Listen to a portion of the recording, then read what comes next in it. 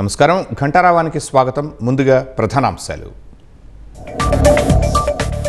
రాష్ట్రంలోని అనేక ప్రాంతాల్లో ఎండల ఉధృతి. పిడుగురాళ్లలో అత్యధికంగా 47.6 డిగ్రీలు నమోదు.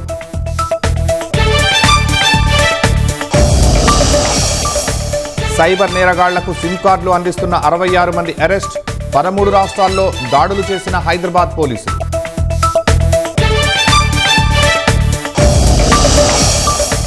స్వచ్ఛ భారత్ 2.0 అమలుపై ఢిల్లీలో జాతీయ స్థాయి సదస్సు. రాష్ట్రంలో వ్యర్థాల నిర్వహణపై మంత్రి నారాయణ వివరణ.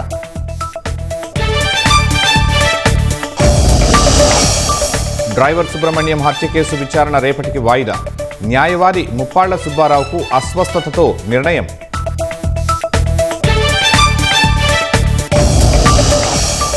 సంబంధాల బలోపేతమే లక్ష్యంగా ప్రధాని మోదీ ఇటలీ పర్యటన. వాణిజ్యం, రక్షణ రంగాలపై మెలోనీతో సుదీర్ఘ చర్చ.